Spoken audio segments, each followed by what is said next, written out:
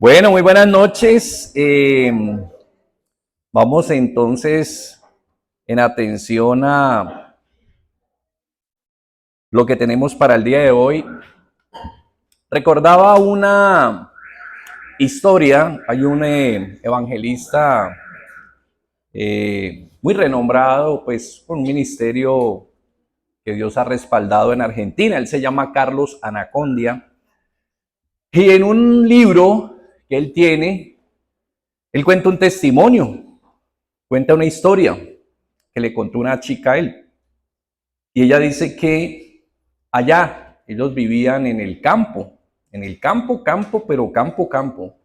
Era ella que era la mayor y creo que le seguía una hermanita y le seguían 2 o 3 niños más. Y dice que un día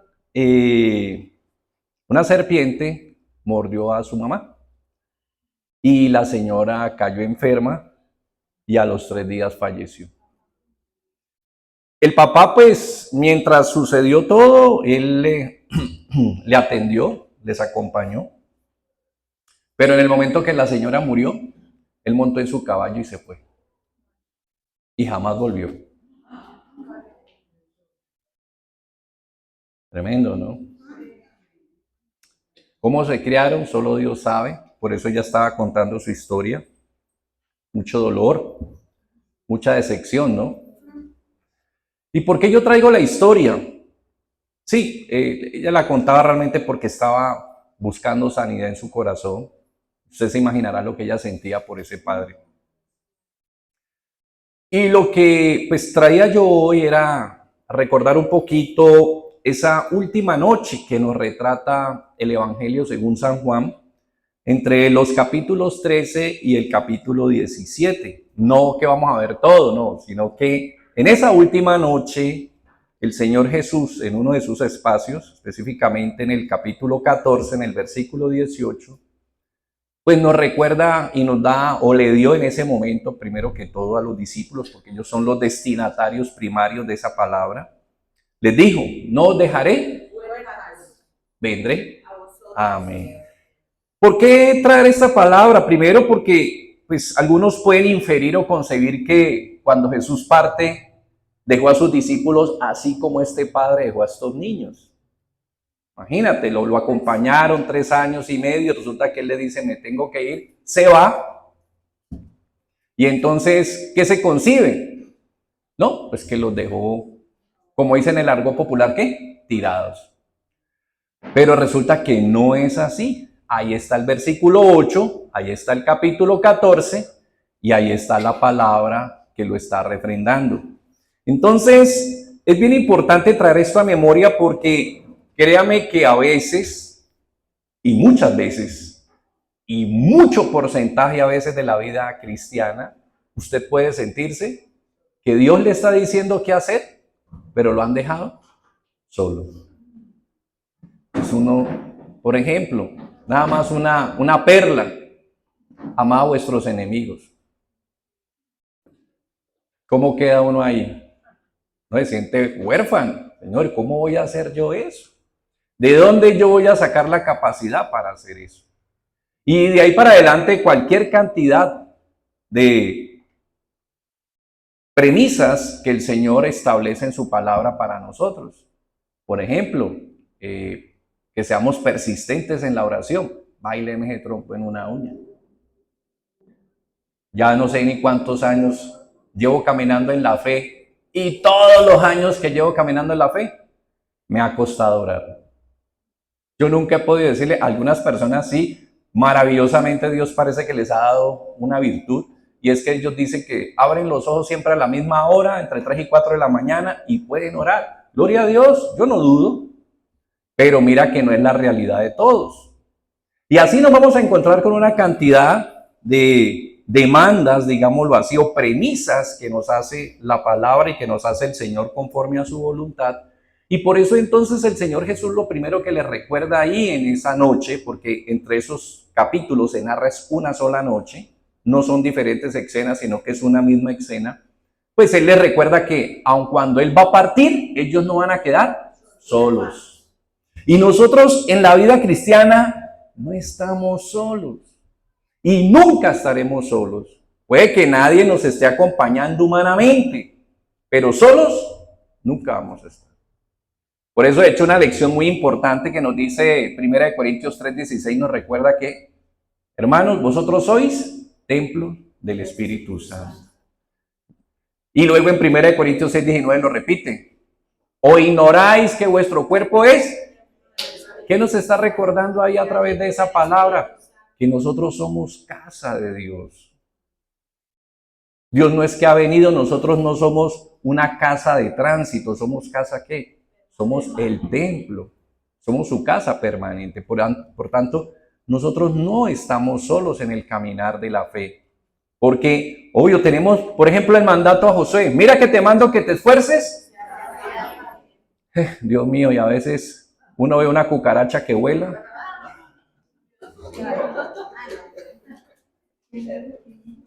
¿Y qué pasó ahí con la valentía? Pero no, mentiras, hay otras muchas situaciones en las que uno dice, no, Dios mío, no soy capaz, no puedo. ¿Cómo hago para ser persistente si mi ánimo es un ánimo muy frágil, muy doble en el sentido de que es ambivalente, como dice Santiago 1:8, el hombre de doble ánimo es inconstante en todos sus caminos. Entonces, frente a este llamado, gloria a Dios, porque nuestro Señor nos recuerda que Él no nos ha dejado solos en este caminar. Y sobre todo hay una noticia muy especial frente a todo esto, y es la naturaleza misma del Espíritu Santo. Muchas gracias, mi niño. En Hechos 1:8, usted recordará, le dice Jesús a sus discípulos que recibirán poder de lo alto. Y me llamó la atención. Le preguntaba a la misma inteligencia artificial, cuando Jesús dice en Hechos 1:8 que recibiréis poder de lo alto, ¿de qué parte del universo procede ese poder? De ninguna parte del universo. Eso procede, es de Dios. Y eso es lo que yo quiero que usted tenga en cuenta hoy, como para mí ha sido muy importante tenerlo en cuenta. Mira, uno cree que el sol es eterno, pero si los estudios son como son, el sol tiene unos años de caducidad. Los astros, las estrellas tienen años de caducidad. Y aun cuando hay teorías que dicen que el universo se expande y crece y se multiplica, también continuamente ¿qué? Hay datos de que continuamente perece, se seca, se apaga y muchas cosas ya no son. En pocas palabras, ¿qué te quiero decir? Puede que tenga la impresión que sea eterno, pero realmente, tal vez en el fondo, necesariamente no sea así. Y si las promesas de la palabra de Dios son firmes, pues obviamente nos dice que tarde que temprano todo tendrá un final. Pero lo importante aquí que les quería compartir es ese hecho. Saber que esa suficiencia, esa capacidad, ese potencial, esa fuerza que normalmente nos da el músculo, también indagando un poquito de dónde viene la fuerza del ser humano, viene del músculo, su motricidad, del hueso, el músculo, pero también viene de la energía, ¿cierto? Entonces ahí entran todos los componentes que generan en nosotros nutrición para... Pero la suficiencia del Espíritu Santo no procede de allí. Y esa es la mejor de todas las noticias. ¿Por qué? Porque nuestras fuerzas son ¿qué? Limitadas. Muy limitadas. Y de hecho a veces van pasando los años y las fuerzas no se incrementan. ¿Qué? Se limitan más. Pero no dependemos de esas fuerzas. Porque la suficiencia, el poder y la provisión que nos da el Espíritu Santo, por eso muy claramente dice, ¿viene de dónde? Viene de fuera de la creación. Es un poder que no puede ser vencido por lo natural. Por eso bien puede llamarse que es un poder sobrenatural. Y gloria a Dios, porque esa es la provisión que Dios nos ha dado en la persona de ¿quién? Del Espíritu Santo. Porque es una persona primero que todo. Y segundo, es Dios. Y es quien nos está ¿qué? Acompañando, quien nos está motivando, quien nos está alentando, quien nos está consolando, quien nos está estimulando. ¿Para qué? Llevemos a cabo el tránsito que nos corresponde de la fe. Para que la peregrinación que nos corresponde aquí en la tierra, la llevemos a cabo para la gloria y para la honra del Señor. Amén. Vamos a mirar entonces en ese orden de ideas, partiendo del capítulo 14 y luego terminando en el 16. Tranquilo que no lo vamos a leer de corrido, sino puntualmente los textos donde nos recuerda el Señor Jesús. Como le decía él a sus discípulos, él les llamó en ese momento, les he traído a memoria estas cosas. Eran unos temas que él necesitaba tratar ahí. Y uno de esos temas importante y fundamental, ¿cuál era? Que no estamos solos. Los discípulos no estaban solos y nosotros tampoco estamos solos. Entonces, por eso, tres características muy interesantes tiene la obra, la actividad y la persona del Espíritu Santo. Él es el ayudador, él es el maestro y es la promesa. Vamos a mirarlo entonces con respecto al ayudador, Juan 14, 16 al 17. Juan 14, San Juan 14, 16 al 17. Y mira lo que dice el Señor allí. Yo, dice el Señor Jesús, rogaré al Padre y os dará. ¿Para qué? ¿Para cuándo? Siempre. Gloria a Dios. ¿Quién es? El Espíritu de verdad, el cual el mundo no puede recibir. ¿Por qué? No lo ve ni le conoce. Pero vosotros le conocéis. Mora y estará. Amén. Gloria a Dios. Ahí está esa primera gran promesa como ayudador. Él es el que está llamado a estar ¿dónde? Al lado de nosotros. Por eso uno no está solo. Y de hecho, a uno no le debe sorprender que a veces pasan unas particularidades.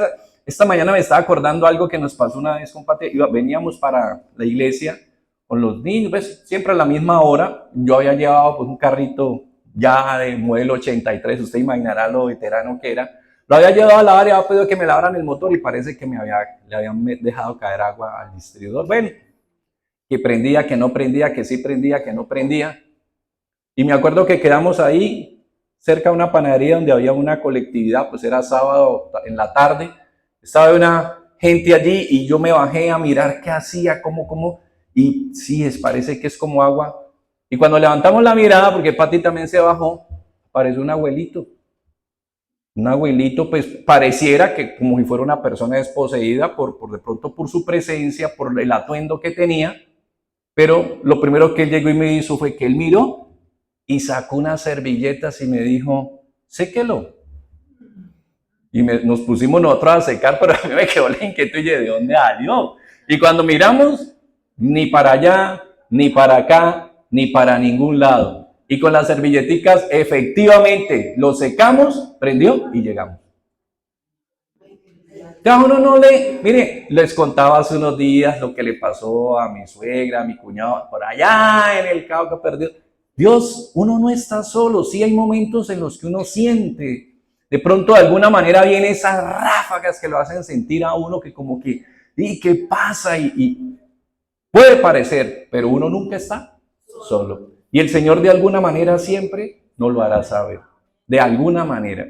Entonces, Él está para estar junto a nosotros. Primero, para defendernos, Mateo 10, 19 al 20. Para defendernos. Recordarán ustedes que el Señor hablando de los últimos tiempos, y miren que de hecho es algo que no solo acontece por el tiempo a venir, sino también frente a las diferentes situaciones que uno a veces tiene que vivir. Mateo 10, 19 al 20 dice, mas cuando os entreguen, no os preocupéis por cómo o qué hablaréis, porque en aquella hora os será dado lo que habéis de hablar. No sois vosotros, ¿sino quién? El Espíritu de vuestro Padre. Y muchas veces le pasa a uno, y hay gente que me dice, la persona me estaba diciendo algo, me preguntó algo, me dijo algo, me expresó una inquietud, me dijo, y yo le expliqué y no supe de dónde. Yo le dije, y yo no sé, claro, es porque ha leído y ha oído, pero la pregunta es cómo en ese momento hilé lo que había leído, lo que había oído, y le pude explicar si yo no lo tenía preparado. ¿Quién nos ayuda ahí? Ojo, esto para que no vayamos a caer en un error, eso no significa que uno deba andar sin preparación en la vida del creyente, sino que hay momentos en que uno puede quedar, que no sabe uno para dónde es, porque es que uno no se las sabe todas. El hecho de que uno sea creyente, uno no es un oráculo, no es que de uno fluyan todo el conocimiento, sino que hay momentos en los que a veces te preguntan, ¿y por qué? ¿Y por qué? ¿O cómo? ¿O qué? Y lo más interesante es que usted le contesta y la persona que le dice, ah, sí, claro. Queda eso, hay tranquilidad porque es la luz del Señor. Entonces nos ayudará en el tiempo por venir, que es esta promesa, obviamente, pero también nos ayuda en el tiempo presente cada vez que haya necesidad de su asistencia. Para defendernos, para aconsejarnos. Hechos 15, 28. Ustedes recordarán, de hecho estábamos hablando en estos días acerca de, aquí en Hechos 15 acontece el primer concilio que hubo en la iglesia primitiva. Pues se le llama primitiva no porque pues es la época de pronto de los no, sino que era la iglesia naciente, la iglesia del primer siglo, ¿cierto? Estaban haciendo la iglesia y entonces se presentó una pugna, ¿cuál? Que algunos judíos creyentes, porque los primeros creyentes fueron ¿qué? Judíos, cuando se convertían las personas que no eran judías, ellos les decían, si esa persona va a abrazar la fe de Jesús, tiene que guardar la ley. Pero Pablo y Pedro, que ya había tenido una oportunidad, una experiencia con los gentiles, que se llamaban los que no eran judíos, en el capítulo 10 y en el capítulo 11, pues él da fe y dice, no, yo vi que la mano de Dios se manifestó también en ellos. ¿Y se manifestó por qué? Por fe. Entonces nos decían, no, sí, por fe, pero tienen que guardar los mandamientos. A Moisés, entonces, no señores, es por fe. No, que sí, que no. Entonces, entre esa división, entre esa contienda, se da el concilio, el primer concilio, o sea, la necesidad de que la iglesia en ese momento se reúna, ¿para qué? Dirimir un conflicto que había en ese momento. ¿Y qué concluyen ellos en el versículo 28? Porque ha parecido bien ¿a quién? Y a nosotros no qué, imponerle ninguna carga más de las cosas necesarias. Era por fe y guardarse de ahogado, de fornicación y de qué, y de comer cosas con sangre. Pero por principio, más que todo, con las cosas con sangre en su momento, que más adelante dice en algún momento, el mismo Pedro, primero, más atrás, en 1 Corintios 10, en Hechos 10, le dice la visión, el ángel que le dice, mata y come. No, pero es que eso son cosas porque ellos guardan un orden también que se llama kosher, o ley, ordenanzas kosher, que es que unos alimentos sí se pueden comer, otros alimentos no. Entonces, cuando él ve eso, él le dice, no, eso, ¿y qué le dice él? Lo que yo limpié, no lo declares, ¿qué? Inmundo. Entonces, bueno, con el tiempo se va entendiendo que hay cosas que se han de manejar realmente con la apreciación que corresponde, y en este caso, pues el tema de las comidas, que con el respeto, porque hay personas que dicen, no, pero es que si lo dice, tranquilo, no lo coma, que como dice Romanos 14, no vamos a entrar en diferencias frente a eso, porque a la final no estamos atentando contra la esencia de la palabra. Muy bien, entonces, tercer punto, como consolador, ¿cierto? Decimos, o como ayudador vino para defendernos, para consolarnos y para estimularnos. Hechos 4:31. Aquí, en Hechos 4, recordarán que los apóstoles fueron conminados, fueron amenazados para que no hablaran en el nombre de quién, de Jesús. Entonces dice que ellos se reúnen, levantan su voz en oración, le claman al Señor. ¿Y cuál es la respuesta? Cuando hubieron orado, el lugar en el que estaban congregados y todos fueron llenos del Espíritu Santo. ¿Y qué generaban ellos? De nuevo. Mire, muchos luchamos empezando la vida cristiana, en el trámite de la vida cristiana, y no sé si hasta el último de los días, pero a veces cuesta testificar. Y algunos pueden decir, no, pero para mí para usted puede ser muy fácil, gloria a Dios, pero a otros les cuesta mucho testificar. ¿Quién finalmente nos permite terminar testificando? Él nos da de nuevo. Mira, hay personas que se presentan ante una conversación y claro, porque uno genera medidas, uno dice, pero no, para que este señor es profesional, no, que este señor es doctor, no, que este señor es PhD, no, y no, ¿cómo lo voy a decir yo? Y usted entra, pero el Espíritu Santo en algún momento, si esa persona y Dios le está abriendo a usted la puerta, llegará y usted le podrá compartir con tranquilidad. pero siempre están esas aprensiones, esos nervios, ¿será que sí? ¿Será que no? ¿Quién es el que nos ayuda entonces finalmente? El Espíritu de Dios. Ok, muy bien, entonces, primer punto, Él es el ayudador. Nos ayuda con respecto a 3 puntos específicos, veíamos, para defendernos, para aconsejarnos y para motivarnos. Muy bien, segundo, Él es el maestro. Juan 14, 26. Juan 14, 26.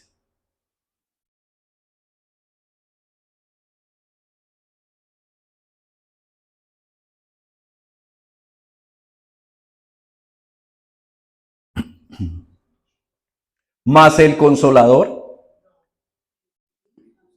el Espíritu Santo, a quien el Padre enviará en mi nombre, Él os enseñará todas las cosas y os recordará todo lo que yo os he dicho. Correcto. ¿No es así? ¿No lo tienen ustedes así en su texto? Ah, como yo dije más el Consolador. No, ya ven. Muy bien. Entonces mira que Consolador, obviamente, y Maestro, pues viene como aquel que mitiga, ya estábamos hablando, ¿cierto? Tanto los miedos, las luchas, las crisis, los conflictos. Mire, hoy en día que se ha hecho de pronto un poco más evidente o hay como una más clara aceptación. No es un tema que se esconde debajo de la alfombra ni debajo del tapete o como lamentablemente en medio del desconocimiento, ¿no? Las personas hoy en día con conflictos y con momentos difíciles emocionales usualmente solían ¿qué? Esconderse. Ya no hay que hacerlo. Y de hecho nunca debió hacerse. Y de hecho, hoy en día podemos con más amplitud y con más libertad hablar de nuestras luchas emocionales. Anteriormente daba pena, daba miedo, vergüenza. No, para esos efectos está el Espíritu Santo también, para ayudarnos. Por eso dice él, el Espíritu a quien el Padre enviará, Él nos enseña y nos recuerda. ¿Por qué? Porque muchas veces a través de qué? Del correcto entendimiento vamos saliendo. Mire, muchas veces los miedos es por desconocimiento. Muchas veces ciertas crisis en nuestra vida es por no tener claridad sobre ciertos eventos y sobre ciertos hechos. Que cuando el Señor, por eso dice en Juan 8, 31, 32, a esos discípulos, perdón, a esos judíos que habían creído, les dijo, si ustedes perseveran en la palabra, van a ser ¿qué? Discípulos. Y eso traerá como consecuencia que conozcan la verdad. ¿Y la verdad qué? Trae libertad. Por eso mira que Él nos guía a esos aspectos. Mire, de hecho, ahí la importancia siempre a la que nunca resignaremos aquí en esta congregación. Estudiemos, leamos y hagamos un hábito y una disciplina de nuestro compromiso con la palabra de Dios. Porque en ella hay libertad. La palabra de Dios sigue siendo vigente. Yo sé que hoy en día, cuando hablamos de dispositivos de tecnología, todos pensamos que la palabra va a caer en desuso y en desueto. Pero se nos olvida un detalle, que fue lo primero que les dije cuando empezamos. Esta palabra también contiene poder porque ha sido inspirada por ¿quién? Y no es poder de este universo. No es falible. Podrán pasar y la gente piensa que pasarán los años. Entonces estas palabras ya no son eficientes. Siguen siendo eficientes como el pan que va a salir. No el que ha salido, como el pan que va a salir. Más fresco que el pan que va a salir. Así es la palabra de Dios, es vigente, actual y se mantiene activa con su suficiencia y su poder correcto, como lo dice Hebreos. La palabra del Señor es viva y eficaz, es eficiente y por eso todavía trae sanidad. Entonces decimos que Él enseña, el Espíritu Santo está en un continuo proceso de enseñanza en la vida del creyente. Cada día su luz trae algo nuevo a las vidas de quienes ¿qué? Auscultan su palabra. Mire usted, si quiere haga un ejercicio, para que usted diga, vamos a ver si pillamos en la trampa a este señor. Haga un ejercicio, decídase leer un texto por un mes completo, todos los días el mismo texto. Que usted diga, tal libro del 1 al 5, ahí está pues la idea, que tenga la idea clara, eso sí. Y todos los días léalo por un mes, todos los días léalo. Eso sí le aseguro que a usted al 10.º día usted dice, qué pereza, ya casi que me lo sé de memoria, pero haga la tarea. Y verá que al 15 encuentra algo que no había visto. Y sigue haciendo la tarea. Y al 20, usted empieza a decir, uy, no, yo pensé que ya qué pereza. Al 25 usted dice, uy, no, qué pereza, pero vuelva y hágalo. Y se sorprenderá a pesar de que se lo sepa de algo nuevo. Y cuando llegue el 30, usted se dará cuenta que no perdió el tiempo. Pero hay que hacerlo y esa es la palabra, ella siempre tiene algo y sobre todo que es el ejercicio de la observación, primer punto, el método inductivo, el estudio de la palabra. Ese es ser riguroso, uno a veces piensa, uno dice, observe, ya leí. No, amigo, la observación es un entrenamiento y usted tiene que hacerle y hacerle, aprender a hacerle, aprender a hacerle, aprender a hacerle y con el tiempo usted aprende y se va entrenando. Pero no crea que observe lo que pueda observar, sí, que es alto, que es bajito, que es gordo. No, bueno, le digo, usted reitere y se va a sorprender todo lo que puede descubrir. Entonces, así mismo el Espíritu Santo continuamente está ¿qué? Enseñándonos. Cada vez que abran la Escritura, Él tendrá algo para enseñarnos. Segundo, Él nos recuerda. Como una vez decía alguien, ¿no? Que estaba en pleno examen, no estudió nada. Y estaba en pleno examen diciéndole, Señor, ayúdame. Bueno, yo no sé si eso es historia, pero es una ilustración. Y lo que él dice que Dios le enseñó en ese momento fue que si no has estudiado, ¿qué te puedo recordar? Si no has repasado, ¿qué te puedo recordar? Y así pasa con la Biblia. Es que más a mí me da hasta risa a veces que en solo leerlo, uno a veces habla con alguien y dice, es que tal cosa, ¿cierto? Porque yo eso creo que lo leí, ¿cierto? Creo que eso está ahí en la Biblia. Y efectivamente por ahí, o sea, eso de que oyeron cantar el gallo, pero no tienen ni idea si el gallo está vivo, está muerto, o si era en televisión, o era realmente en la vida real, pero oyeron cantar al gallo. Y entonces ahí está. Entonces mira cómo algo se va quedando en uno, por eso es importante hacer ese recorrido. Mira que a veces uno en una lectura, usted está pensando en algo, Dios ha puesto el énfasis en tu corazón en algo, y tú estás pensando y baja un texto que nada que ver, por decirlo, que no lo habías leído hace días, y ahí te aparece una luz sobre lo que estabas pensando. Y ahí le va ayudando uno a la Escritura. ¿Por qué? Porque ya tiene un hilo conductor entre Génesis y Apocalipsis. Eso es lo que se llama la teología bíblica. La teología bíblica nos permite descubrir que hay un hilo conductor, que de hecho lo vimos en estos días en el estudio bíblico. Descubrimos el árbol de la vida estaba ¿en dónde? En Génesis. Pero luego cuando se acaban los tiempos aparece ¿en dónde? Vimos que, mire, uno puede pensar, mire que no se perdió, siempre hubo ahí un hilo conductor. Y eso está ahí, por eso es la importancia no solo de leerla, sino aprender a leerla sistemática, con hábito, con disciplina, con compromiso, e instruirse lo más que pueda. Y cada vez la va a sacar, ¿qué? Mayor rendimiento.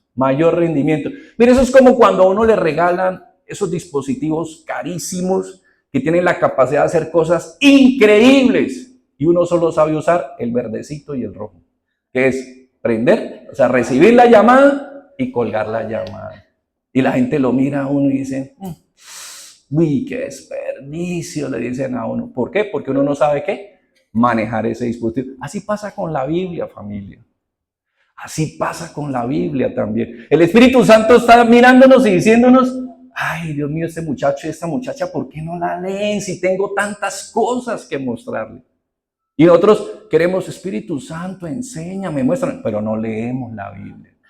Así que es muy difícil, muy difícil. Entonces, Él nos recuerda, ¿para efectos de qué nos recuerda? Para efectos de enfrentar la tentación. Mire lo que dice el Salmo 119:11. Bueno, eso lo sabe más de uno de memoria, ¿no? En mi corazón he guardado tus dichos para no pecar contra ti. Y créame que le ayuda mucho. No necesariamente, tal vez siempre, porque pues está también cuando usted está desbarrancado en la carne, eso es como coger una tractomula en bajada, cargada con las 35 toneladas y sin frenos.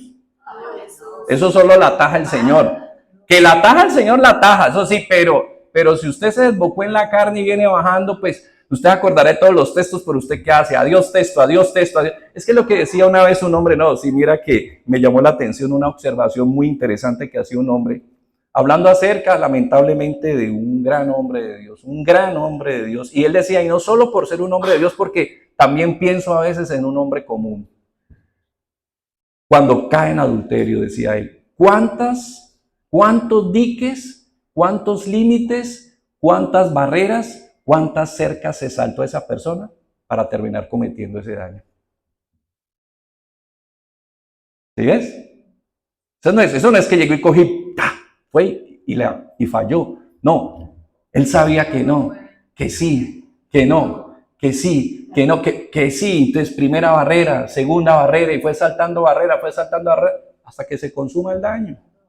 Entonces él decía en su corazón, siento dolor por ese hombre, porque sé que tuvo que haber roto límites hasta que cometió el último daño. Porque Dios pone diques. Y Dios a veces te aleja y te ausenta. Y a veces uno tiene que acordarse lo que hizo José. Y huir. Y eso no es cobardía. Pero a veces huye y después vuelve a dar la vuelta. Hace una huida de 360 grados. Esa no sirve. ¿Sí? Entonces, Salmo 119:11. En mi corazón he guardado tus dichos. Muy bien. Entonces, veíamos que como maestro nos enseña, nos recuerda. Ahora vamos a mirar entonces finalmente, Él es la promesa. Hechos 2:33, recordemos que es esa maravillosa promesa que nos hizo el Señor Jesús. Hechos 2:33.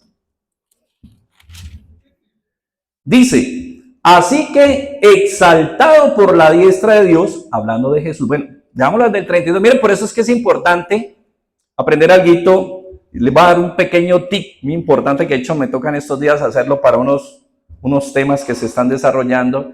Mira, hay un ejercicio muy importante que tú puedes hacer a la hora de leer la Biblia y es acuérdate del cursor que tú tienes para tu televisor.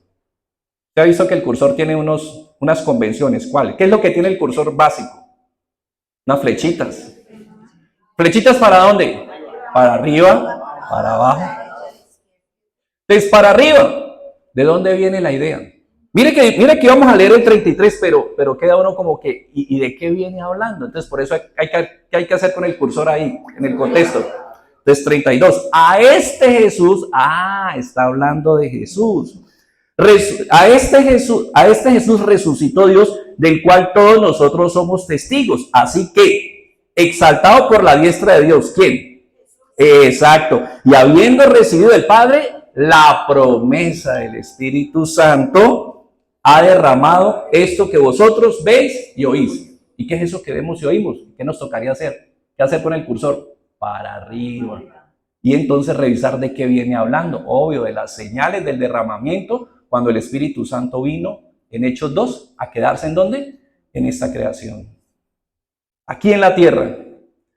Y dice que muchos de demasiadas naciones, eran tantas naciones y ellos estaban tan conscientes que eran lenguas tan extrañas, pero todos terminaron alabando y adorando a Dios. Y eran judíos y las alababan en lenguas que ellos decían, ellos eran conscientes, esa lengua no la habla aquí nadie. Y en esa lengua ellos glorificaban a Dios. Por eso fue que todo el mundo se impresionó. Y que decían, están borrachos. Y ellos decían, no, pero tan temprano no. Claro que eso ya hoy en día sabemos que sí.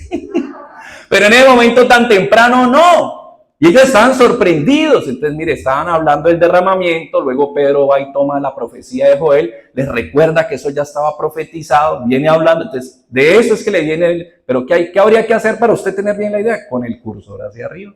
Y luego, para uno saber dónde termina la idea, con el cursor hacia abajo, tener precisión. Y hacia los lados, pues en la medida en que usted vaya leyendo la Biblia, usted recordará que hay pasajes que tienen relación.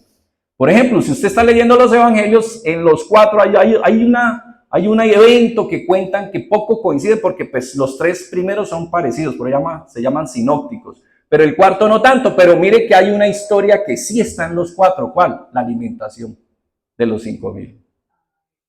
Sí está, entonces si usted la lee en uno, ¿usted qué dice? Ve, ¿y qué dice la otra? ¿Y qué dice la otra? ¿Y qué dice la otra? Entonces ahí es cuando el cursor va, ¿qué? Para los lados, exactamente. Ahí les dejo ese pequeño detalle, eso en razón de que el contexto.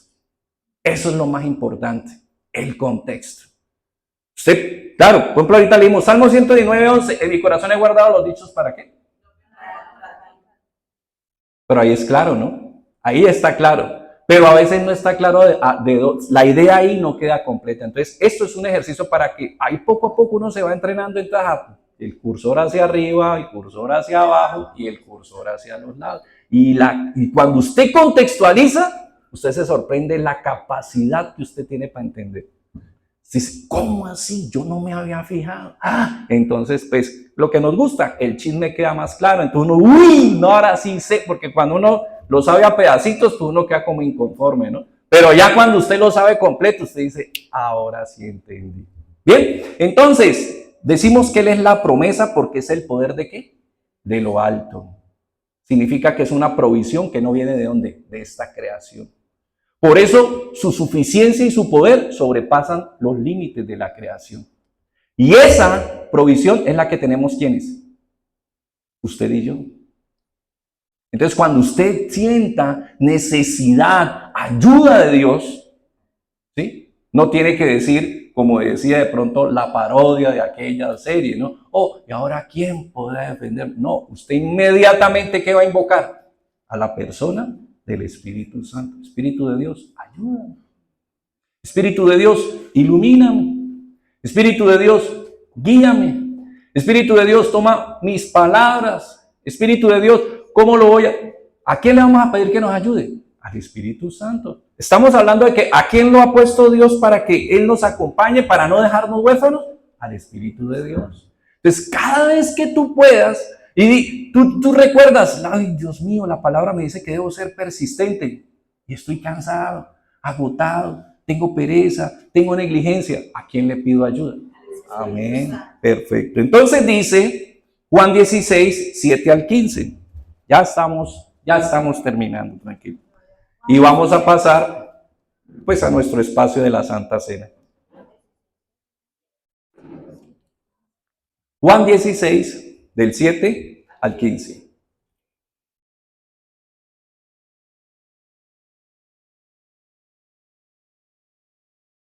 Juan 16, del 7 al 15. Mire esos laxos de uno, ay Dios mío. Pero yo digo, ¿qué dice el Señor Jesús? La verdad. Mira el detalle dos veces, por eso les digo, ahí es donde ahí empieza uno a coger detalles, ¿no? ¿Os conviene qué? Porque si yo no me voy, ¿qué pasa con el consolador? Ok, a vosotros, mas si me fuere, la promesa, os lo enviaré. Y, primer vez, ¿no? Cuando Él venga, mira la importancia de esa promesa, ¿que qué? Que ella venga, que ella venga. Mira, cuando Jesús estuvo aquí entre nosotros, Emmanuel, era que Dios, pero mira que, ¿te acuerdas en Juan 14 que decía acerca del Espíritu Santo? Está con y en. Por eso necesitábamos que Él viniera, porque ahora ya no es Jesús solamente a nuestro lado, sino que ahora ¿qué? Dentro de nosotros. Esa es la diferencia. Mira las diferencias de proposición entre en, con. Con es que está a tu lado y en, dentro. Ahí está. Entonces dice, y cuando Él venga, convencerá al mundo, justicia y juicio. Pecado, porque no creen en Él. De justicia, porque ha cumplido, ha satisfecho ¿qué? La obra, por eso dijo que consumado, ha satisfecho la justicia de Dios. Y de juicio, porque ¿qué pasó como consecuencia de esa victoria en la cruz? El enemigo fue vencido. Aún tengo muchas cosas que deciros, pero ¿qué? Pero, segunda vez, ¿cuándo qué? Cuando venga el Espíritu de verdad. Cuando venga el Espíritu de verdad, ¿qué va a hacer? Porque no hablará, sino que hablará todo lo que oyere. Él es parte de la Trinidad. Y os hará saber las cosas que habrán de venir. Me glorificará porque tomará de lo mío y os lo hará saber. Porque todo lo que tiene el Padre, por eso dije que tomará de lo mío y nos lo hará saber. Amén. Entonces, primer punto, mira, Él es el único. Y es más, ¿tú eres creyente? ¿Tú eres hijo de Dios? Exactamente. Es el único que puede convencer al inconverso. ¿Por qué? Porque hay un pequeño detalle con el inconverso. Hay un pequeño detalle en el inconverso. Ustedes han visto, de hecho yo nunca la vi, ni me gustó ni me llamó la atención, pero algún día viendo alguna escena me acordé. Ustedes han visto esa película que es un poco ahí, pues es supuestamente de humor, que dice, ese muerto no está tan muerto. Sí, que recuerdan que supuestamente la persona ya pereció, pero le colocan gafas, lo visten y lo cargan y parece que estuviera ¿qué? Parece que estuviera vivo, pero ¿está qué? Ese es el pequeño detalle que tiene el inconverso. Parece que está, pero está. Efesios 2.1, mire lo que dice Efesios 2.1. Efesios 2.1, por eso cada vez que tú estás compartiendo, cada vez que tú expones el evangelio, cada vez que tú compartes las buenas nuevas, ¿sabes qué empieza a suceder ahí? Exactamente, empieza a liberarse aquel poder que no es de esta creación. Y lo que tú estás diciendo es correcto. Empieza Dios a revivir a los que están sin vida. Están con vida biológica, pero están sin vida espiritual. Y Él os dio vida a vosotros cuando estábamos, ¿qué? En delitos. Acuérdense que la paga del pecado es. Él es el único que convence a un inconverso, se lo aseguro. Mire, hay gente que usted va y usted trae el orador y usted a veces piensa que no, que fulano que habla tan bonito, no, que mengano, que es bien charlador, no, que merengue, que... Y la persona que le dice, no, mire, un hombre le dijo a otro hombre que había orado, porque pues obvio se establecen desafíos, ¿no? A veces uno puede creer que uno puede convertir a otro. Él dijo, voy a orar por ti hasta que te conviertas, le dijo un hombre a otro. Y cogió y anotó el nombre de él y lo guardó en una tarjetita en su bolsillo. Y todos los días lo cargaba y todos los días oraba para que se convirtiera. ¿Y sabe qué hizo este hombre en un momento dado? Le dio un infarto al que no se había convertido. Le dio un infarto y se estaba muriendo. ¿Y sabe qué le mandó a decir al que estaba orando por él? Dígale que me morí sin convertirme. Esa es la soberbia humana. Esa es la soberbia humana. Esa es la soberbia humana. Apocalipsis dice que aun cuando caiga granizo de fuego, mucha gente que no se va a arrepentir. ¿Usted cree que porque usted dio este paso de conocer al Señor, fue porque usted llegó y dijo, no, sí, o porque algunos dicen, no, es que yo estaba tan mal que no. El Espíritu Santo te convenció. Porque usted puede estar en la inmunda, la reinmunda, la tresinmunda, la 5D, la 5G inmunda. ¿Y sabe qué? Porque lo he vivido y voy y le comparto a estas personas y muchas veces voy y hablo con esas personas. ¿Y sabe qué le dicen cuando uno vuelve? Sí, sí, sí, sí. ¿Y sabe qué? Nada. Y siguen igual. Y después vuelven y lo llaman a uno, y después vuelven y conversan uno con ellos, y después vuelve y se encuentra uno con ellos, o después vuelve uno y tiene la oportunidad de otra vez compartir con ellos. ¿Y qué? Lo mismo. Y uno les dice, no, sí, uy, tenés razón, sí. ¿Y qué? Nada. Entonces, dele gracias a Dios. Dele gracias cada día a Dios que el Espíritu Santo iluminó tu entendimiento. Se lo aseguro, usted puede creer que eso es pericia, que eso es habilidad humana. Eso solo es un milagro que lo hace ¿quién? Mire, antes, bueno, en los días de Jesús, hubo un hombre que por 4 días no sintió envidia. Porque todos los hombres sentimos envidia. Yo sé que hay gente que dice, ¿envidioso yo? No. Eso es como el que dice, eso es como algunas damas con el respeto, ¿no? Con el respeto. Algunas damas dicen, no. ¿Celosa? ¿Sabe qué dice la Biblia? Que Dios es celoso. Dios te cela a ti y me cela a mí y cela a todos los que son suyos. O sea, es un instinto normal. Otra cosa es cuando degenera ya en todas esas enfermedades, ya eso es otro tema. ¿Sí? Y la envidia, pues obviamente sí es un defecto que está en la naturaleza humana. Un hombre por 4 días no la sintió. ¿Quién? Lázaro, que estaba muerto.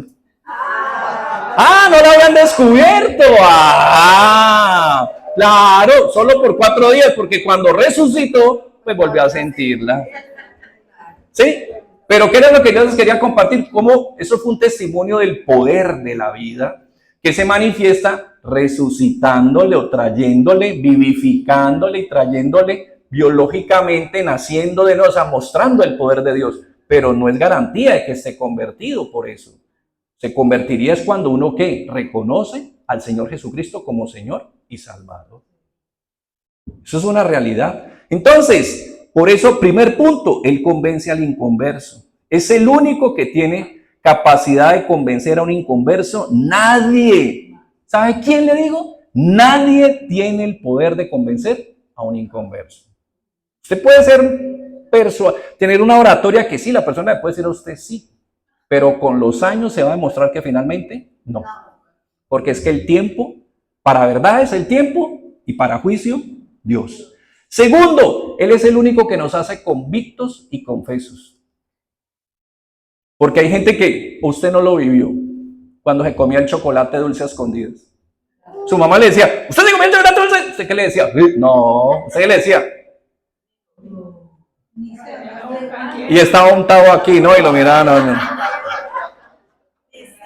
Pero uno dice, ¿qué dice uno? Y así frente a cuántas faltas el ser humano siempre que dice. Para que un ser humano confiese, mire aquí está, por eso el Espíritu Santo es el que nos hace que convictos. Es el único que nos persuade a reconocer el error. Mire lo que pasó en Hechos 2:37. ¿Qué pasó con estos creyentes? Hechos 2:37.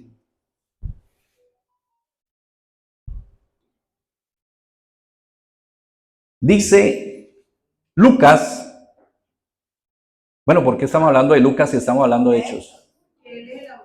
Porque Lucas es el autor de Hechos. Muy bien, ¿sí ven? Hasta. Es que aquí no podemos enredar a cualquiera. Dice.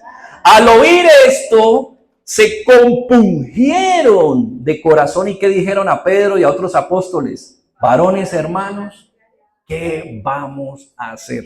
¿Estamos en el qué? 37. Pero, mire, ¿qué hay que hacer ahí con el cursor si usted quiere entender bien? ¿Para arriba o para arriba, no? Entonces nos devolvemos nuevamente al 33, que estábamos hablando de la promesa. Así que exaltado por la diestra de Dios y habiendo recibido del Padre la promesa del Espíritu Santo, ha derramado esto que vosotros veis y oís. Ahí ya les anticipé, pero si quieren saber mejor, tienen que ir con el cursor más hacia arriba. Porque David no subió a los cielos pero él mismo dice, dijo el Señor a mi Señor, siéntate a mi diestra hasta que ponga a tus enemigos por estrado de tus pies. Sepa pues certísimamente toda la casa de Israel que a ese Jesús que vosotros ¿qué? Crucificaste. ¿Dios le hizo qué? Imagínense, y me están diciendo que yo lo crucifiqué al que es Señor y Cristo. Entonces, ¿qué? Se compungieron. ¿Qué dijeron? ¿Qué error hemos cometido? ¿Qué nivel de confusión? ¿Sí? Pero entonces, ¿qué dice el 38? ¡Ay, salida! ¿Cuál? Bendito sea Dios por la gracia del arrepentimiento. A veces la gente siente, cuando escucha la palabra arrepentimiento, la siente mística, radical, la siente pentecostal, carismática, la siente obtusa, fundamentalista. Y usted no sabe lo más hermoso, de las gracias más hermosas. Bueno, porque todo lo que Dios nos hace hermoso es el arrepentimiento. Que usted pueda, ¿qué? Reconocer y ser, ¿qué? Libre. Miren, desde Proverbios 28:13 lo dice. Mire lo que dice Proverbios 28:13. Exactamente, qué hermoso lo dice Proverbios 28:13. Mira cómo el rey Salomón lo entendía. Y dice, el que encubre su pecado, ¿qué? No pasa nada. ¿Pero qué?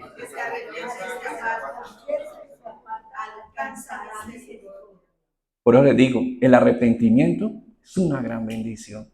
¿Y qué es? Cambiar de manera de pensar. A Bertrand Russell, un famoso filósofo, ganador de premio Nobel, inglés, muy muy contradictor, tal vez una de las personas más contradictoras o contradictores del evangelio, del cristianismo, bueno, lo que él llamaba el dogmatismo. En una entrevista, creo que en el año 58, ya con 85, bueno, por ahí tengo la fecha específicamente, le preguntan, doctor Bertrand, usted con toda esa inteligencia, esa capacidad que usted tiene, ¿usted está dispuesto a morir por sus ideas? ¿Y qué creen ustedes que qué contestó? ¿Cómo? No, no señor. En 1959, en una entrevista que se llamaba Face to Face en la BBC, dijo, no. Ah, no, pero si usted es un hombre de unas ideas tan firmes. ¿Y qué dijo él? Es que uno puede cambiar de ideas. ¿Ah? Ese es el arrepentimiento. Ese es el arrepentimiento. El Espíritu Santo te ilumina y tú puedes entender y decir, he estado equivocado toda mi vida. Metanoía, en griego, ¿qué significa? Que yo iba para allá y entonces ahora me estoy dando cuenta que estoy yendo a dónde. Hay camino que al hombre le parece camino de vida, pero su fin es camino. Y si yo estoy viendo que, y viene la luz del Evangelio y me ilumina, entonces ¿yo qué hago? Volteo. Qué bendición que es el arrepentimiento. ¿Y quién es el único que nos guía a él? El Espíritu Santo. Por eso no sientas aprensión frente a esa palabra, ese llamado que nos hace continuamente el Señor. Al contrario, ¿a qué nos está llamando? A la libertad. A la libertad es a lo que nos está llamando. La gente piensa que, pero es que es como defraudante, es como humillante, es como... Pues sí, te toca a uno reconocer que si uno ha estado equivocado, ¿qué le toca reconocer? Si uno ha estado equivocado, ¿qué le toca reconocer? Es que me equivoqué. Pero la bendición es la libertad que viene a la vida de uno. Por eso hablamos ahorita de la lucha, de las luchas emocionales que hay hoy en día. ¿Cómo muchas de ellas se disipan? Entendiendo la verdad. ¿Renunciando qué? A la mentira. A la mentira que uno repite y repite y repite y repite y repite y repite. Cuando le dicen la verdad, ¿uno qué? Sale uno de ese enredo. Mira, ¿qué es libertad? Eso es arrepentimiento. Amén. Bien, volviendo entonces a lo que estamos tratando. Segundo, estamos hablando de que Él es la promesa y decimos que primero convence al inconverso y vimos que nos hace convictos y confesos. Luego vamos a mirar que Él convence ¿a quién? Al creyente cuando está en pecado. Lo veremos que también cuando no. ¿Pero por qué? Porque a veces el creyente está haciendo las cosas mal y ¿qué? Y se hace loco. Mire, bueno, otra vez, Dios mío, yo espero que David no me vaya a reconocer allá en el cielo. Señor, cada sábado predicaba de mi historia. Segunda de Samuel 12:13. Pero es que siempre hay una buena ilustración ahí. Y yo espero que finalmente pues él entienda que las cosas que se escribieron para nuestra enseñanza se escribieron. Segunda de Samuel 12:13. ¿Se acuerdan lo que hizo Davidcito? Bueno, adulteró, conspiró para que mataran al esposo, prácticamente él urdió el plan para que lo mataran y quitarse ¿qué? Todo el problema de encima. ¿Eso está mal hecho o no está mal hecho? ¿Qué necesita, qué curso necesita usted tomar para entender que eso estaba mal hecho?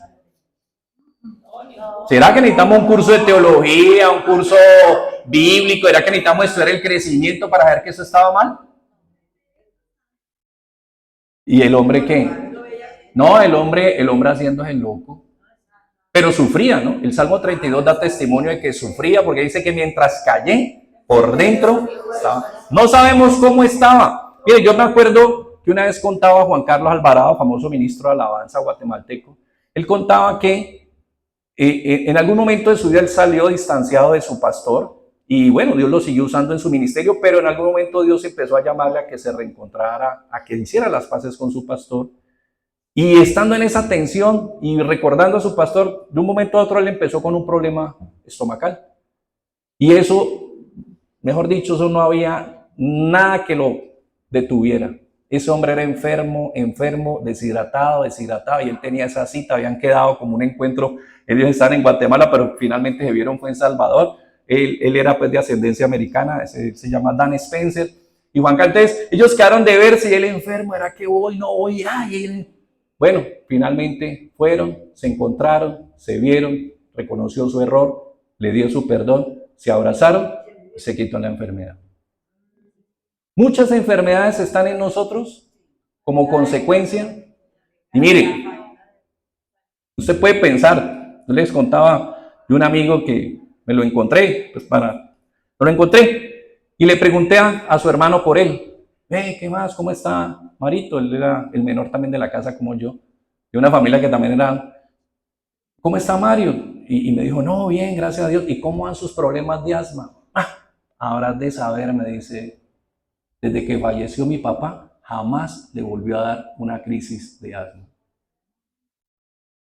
Y él era, me acuerdo que él era así, enjuto, delgado, él nunca engordaba porque él era casi a diario que tenía una crisis de asma. Se fue, que descansa en la gloria del Señor su Padre, y se quitó ese. Y mire, a veces ahí puede estar algo en la vida de uno. Mira, me tocó ser testigo. Dios mío, se nos está yendo el tiempo. Ya nos queda el último pedacito.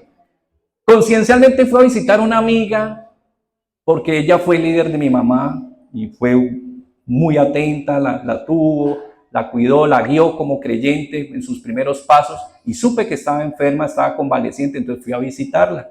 Entonces me encontré con su hermana, con su hija, con su hijo, nos saludamos. El primer día nos vimos.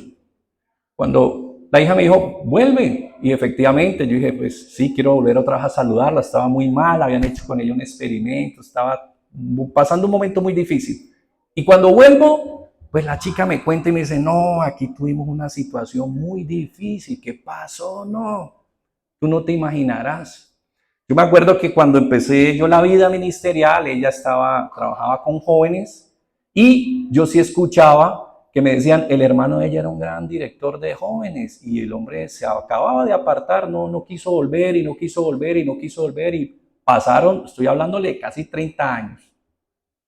Y entonces me dice ella, no, imagínate que ayer, pues mi hermano se agarró con mi hija, eso hubo un problema, pelearon, va bien, y mi mamá se levantó convaleciente.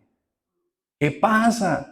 Y entonces le estaba llamando la atención a mi hermano y explotó el hombre y le dijo, usted no tiene que decirme a mí nada, porque yo soy el primogénito de la casa. ¿Qué pasó? La mamá con su trabajito, ya era muy dispendiosa, vendía unos tamales. Ella de 15 años le regaló a su hija la ida a Israel y pagó la peregrinación a crédito a punta de venta de tamales cada 8 días sagradamente y le pagó eso. Pues resulta que el muchacho tenía eso en su corazón, 30 y pico de años, le dijo y explotó y le dijo, yo era el que tenía que haber ido y usted no me mandó a mí.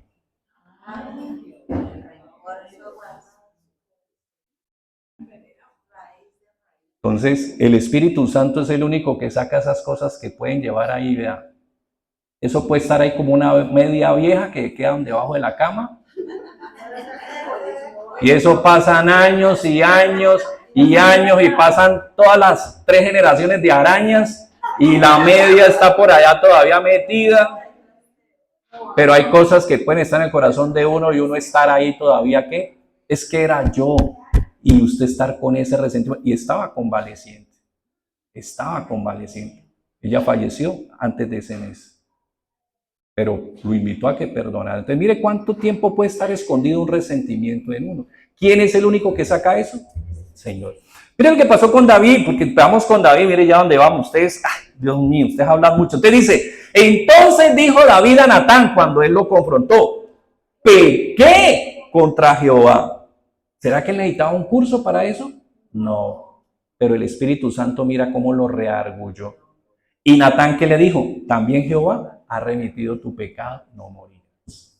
Porque hubo otros reyes a los que los confrontaron. ¿Y sabe qué hicieron? Mandaron al profeta al calabozo a pan y agua.